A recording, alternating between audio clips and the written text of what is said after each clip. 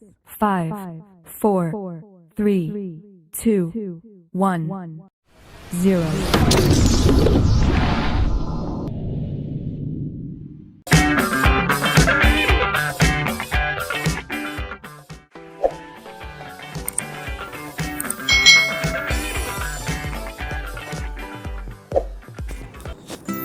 Good morning, students. How are you today? It's very happy to meet you again in this lovely Wednesday, 20 of January 2021. So, today we are going to learn about tema 5, subtema 3, pembelajaran 3.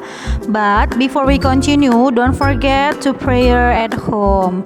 And all of the students prepare your notebook and also your tema book and PBT. Let's start and open your book. Now, let's see. Di situ ada percakapan Udin dan Siti. Udin, Siti mohon maaf lupa membawa bukumu, buku yang aku pinjam kemarin. Tidak apa-apa Siti, tetapi besok jangan lupa ya. Nah, siapa yang minta maaf di sini anak-anak? Good. Siti meminta maaf kepada Udin. Nah, kenapa Siti meminta maaf kepada Udin? Ya, karena Siti lupa membawa buku yang ia pinjam, ya kan? Lalu apa respon Udin? Nah, Udin mau memaafkan Siti. Nah, Miss Eka ingatkan kembali bahwa kalimat permintaan maaf biasanya diucapkan bila kita melakukan kesalahan.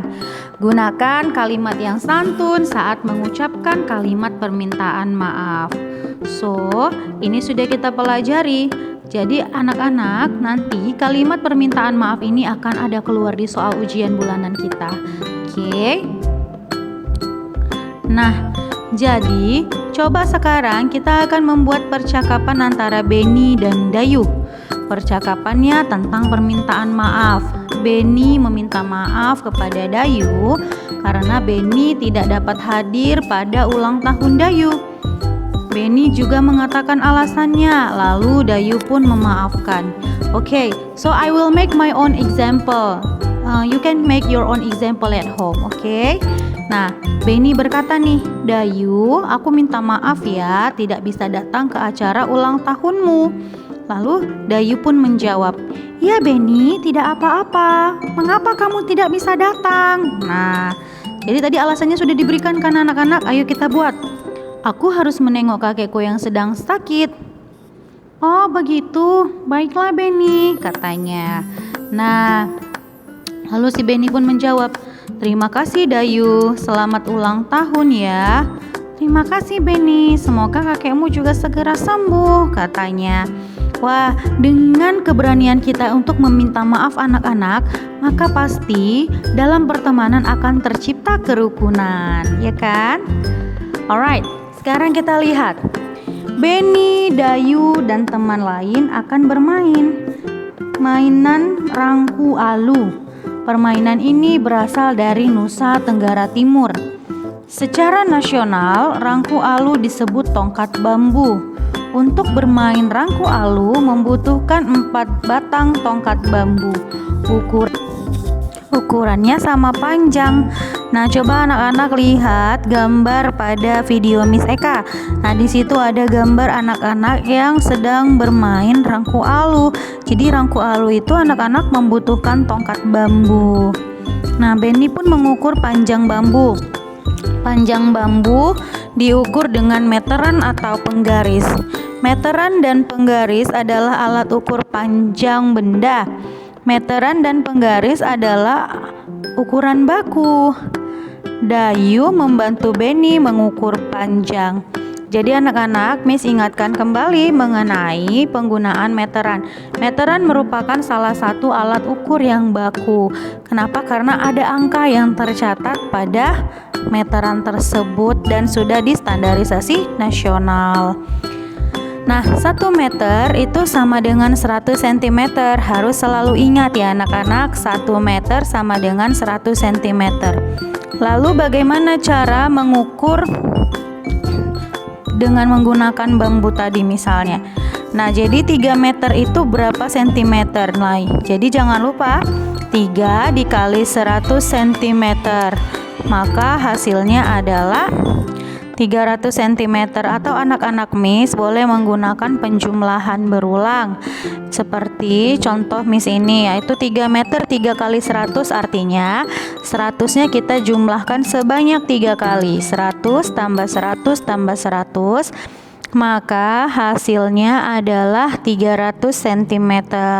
Oke, jangan lupa ya anak-anak cara menghitungnya. Sekarang sebaliknya, jika kebalikannya 100 cm adalah 1 meter, maka 400 cm itu sama dengan 400 dibagi 100. Nah, kita tinggal coret-coret saja nolnya biar lebih mudah ya anak-anak. Nah, sekarang kita coret 0 yang 1, lalu coret lagi 0 yang satunya, maka tinggal 4 dibagi 1, hasilnya adalah berapa anak-anak? 4 dibagi 1 hasilnya adalah 4. Oke, sekarang Miss Eka ada contoh Benny memiliki bambu berukuran 4 meter. Benny memotong bambu sepanjang 200 cm. Berapa meter sisa bambu yang telah dipotong? Nah, kalau bambunya dipotong artinya ukurannya berkurang kan anak-anak? Nah, jadi kita harus mengurangkan bambu yang sudah dipotong tadi. Nah, diminta dalam bentuk satuan meter.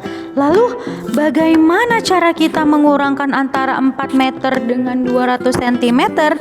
Nah, jadi kita harus merubah dulu si 200 cm ke dalam meter. Nah, ingat anak-anak, harus sama karena yang diminta dalam ukuran meter kan. Jadi 4 meter titik-titik meter sama dengan berapa meter. Maka kita akan mencoret-coret di bawah ini nanti anak-anak. Kita akan rubah si 200 cm itu ke dalam bentuk meter dulu. Kita samakan dulu satuannya, sama-sama meter kan. Jadi 200 cm itu sama dengan 200 dibagi 100 sama dengan berapa anak-anak? Coret dulu nolnya 22. Sudah kita coret nolnya 22, tinggallah 2 dibagi 1 sama dengan berapa anak-anak? 2 dibagi 1 sama dengan 2 meter. Berarti di atas itu menjadi 4 meter dikurang 2 meter. Tinggal kita kurangkan saja. 4 kurang 2 adalah berapa anak-anak? 4 meter kurang 2 meter berarti sisanya adalah 2 meter. Nah, jadi sisa bambu yang telah dipotong adalah berapa anak-anak? 2 meter. Mudah bukan? Oke, Miss Eka akan berikan contoh berikutnya nih.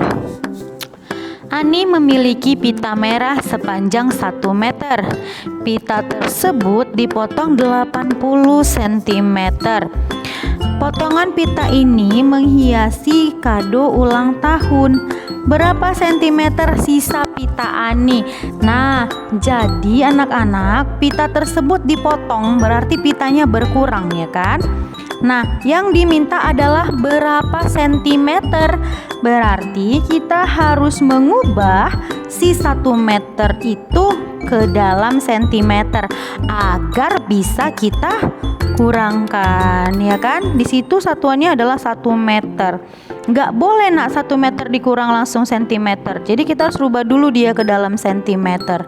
Maka titik-titik sentimeter kurang 80 cm. Nah, 1 meter itu berapa sentimeter ya? Nah, Miss yakin anak-anak Miss Eka sudah tahu bahwa 1 meter itu artinya sama dengan 1 dikali 100, maka 1 meter itu sama dengan 100 cm. Berarti di situ 100 cm dikurang 80 cm.